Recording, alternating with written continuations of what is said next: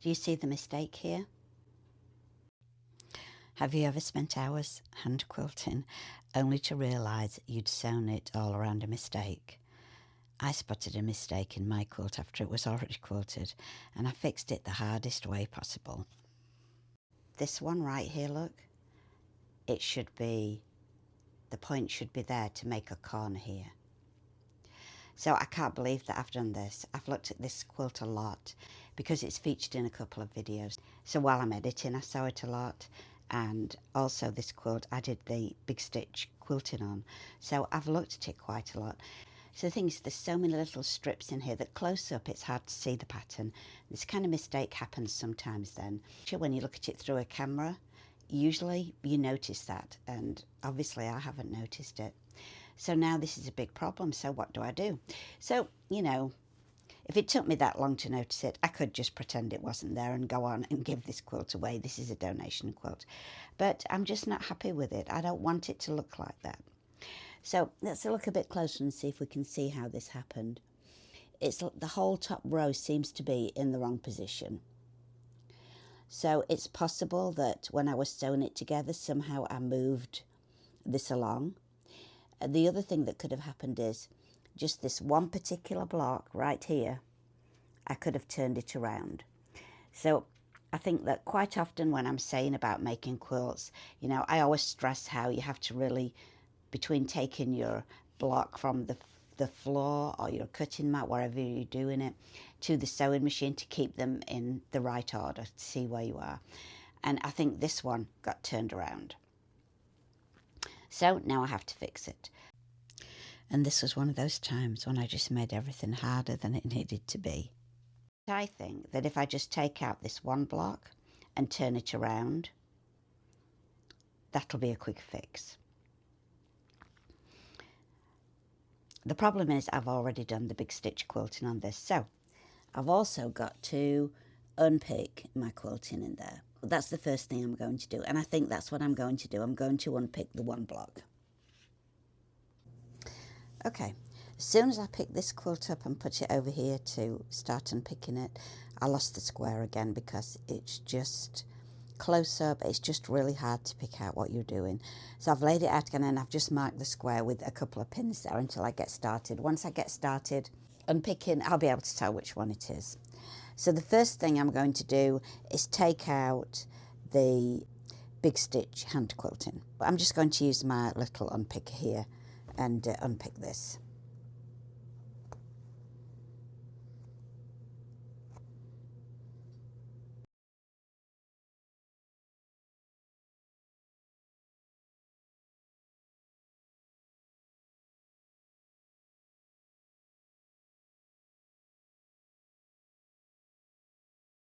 The hand quilting is unpicked on that one square. Now I just have to look down the edges of these because I've actually got to unpick these seams. So if any hand quilting comes close to these parts where the seam is, I'm going to have to take a little bit of that out as well.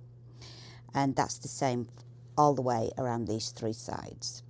So I'm just going to do that next. And if you can see, all I've done is take that back to this line here because that should give me enough sewing time. I've left this long. I'm just going to tie a knot and lose the ends of that thread in there. When I've put it back together, then I'll just do new big stitch quilting right there. I think that'll be good enough. The next thing I have to do, I can take these pins out now because I know where I am. The next thing I have to do is peel this back. It's going to be a little bit fiddly keeping all this back out of the way, and open up these three seams. So I can take this, four seams actually, so I can take this block entirely out. Now there's more than one way of unpicking a seam. If I wanted to,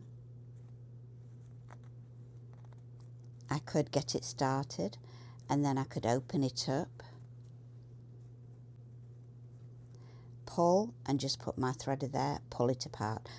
I want to do as little damage to the edges as possible so that they go back together okay without stretching out of shape.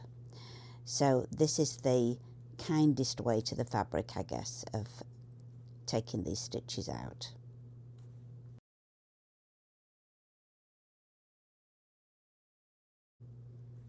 And I'm just going a little bit past the seams on each side. Now I'm going to turn it over, put my unpicker under that thread, and this should just pull clean out.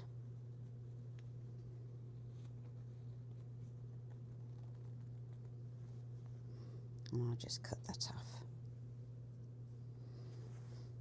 And that's loosened that seam out. So now I'm going to do the 2 side seams.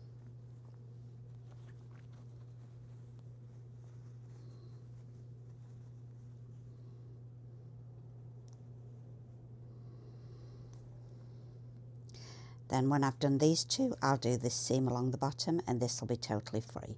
So I'm not going to do that on camera. I'll go and finish, and then I'll show you how to start putting it back together. Now I just have to put this back in here.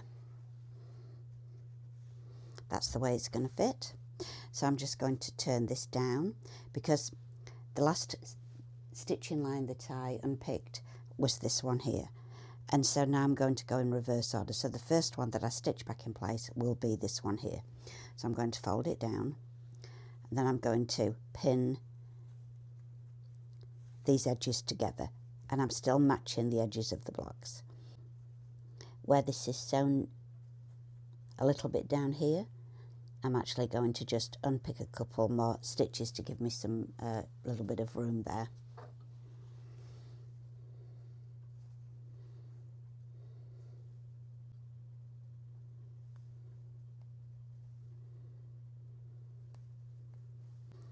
So now I can just fold that out the way, find the corner and match the corners up.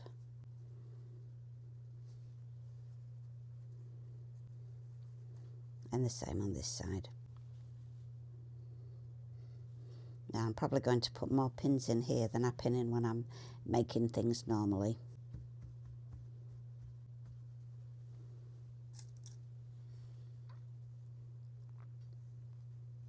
The difficult part of all of this is going to be folding all this other quilt out of the way for me to sew.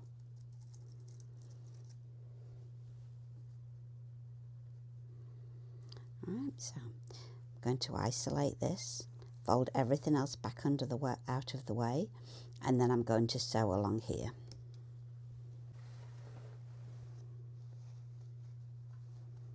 So I've got that folded out the way. Now I've got a clear path to sew. I've only got just a little bit of space here, but that's okay. It's enough. It's 1/4 inch, and that's all I need. This is the awkward part, keeping this all out of the way while I machine this little seam. That's why I've put so many pins in, because all this is going to pull and make my seam not straight if it's not well pinned. And I've got this on a 1/4 inch seam, just like when I made it originally. Being very careful not to stretch these seams.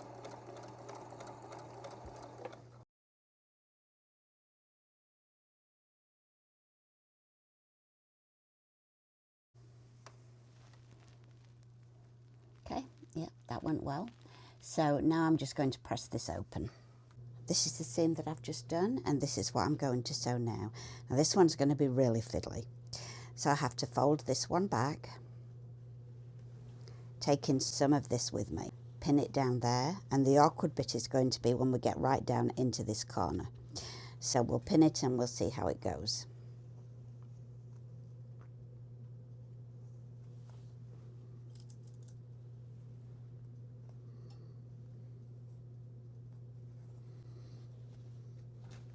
And I also may have to take out a bit more of the hand quilting as well to do this.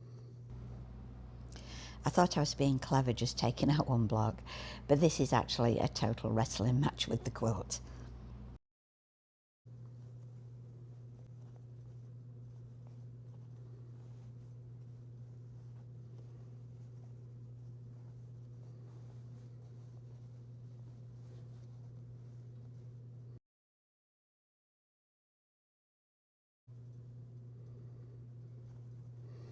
Alright, getting all that pinned, and then I'm going to put it again under my machine, so carefully folding this out of the way, and sew along.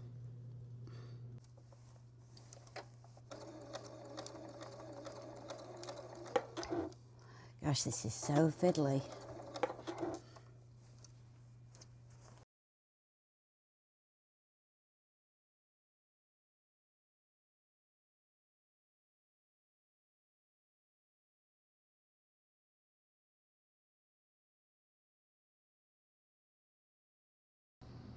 I'm just fighting layers of batting, quilting, bulky seams. It's just not fun. Surprisingly, it looks okay. That's that side seam there. Now I've just got this side seam on this side to tackle. I have to say, if I was doing this repair again, I wouldn't have done this. I would have just taken the whole of the top row off, even though it would be a lot more of an unpicking of my hand stitching, because this is just so fiddly. It can be done, but it's fiddly. Let's see if we can get this last seam sewn here.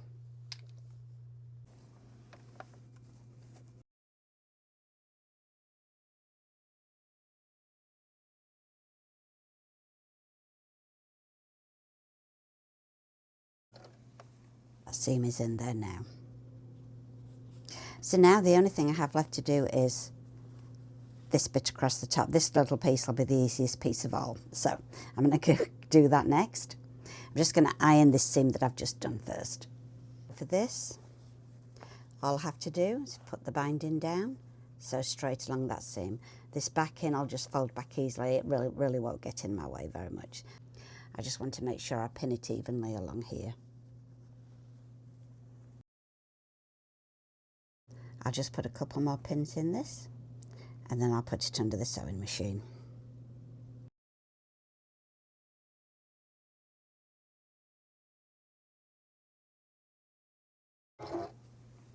That's just ready to be pressed open,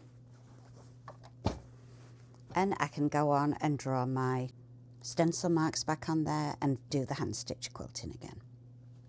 You can see that pattern wise that looks a whole lot better. Let me give you a close-up there of the repair. That all looks fine. In hindsight, the easiest solution was staring me in the face. I just didn't see it. Or I thought this way would be faster. In actual fact, it was just so fiddly, it took me much longer than I thought. So, if this ever happens again, I'll be taking the whole top row off and the binding. I'll fix it and I'll put it back on. And there will be more big stitch quilting to take out, but I still think it'll be a quicker way to do it. If you ever find a mistake like this, don't do what I did. I've replaced the hand stitching, the big stitch quilting in this section here.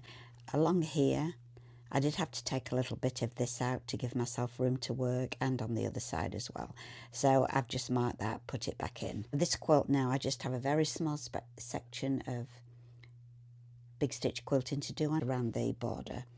And this quilt will almost be done. I'll just have to put a binding on it. For more Sashiko and quilting, and hopefully not mistakes, please press the notification bell and you won't miss my videos. Thanks for watching.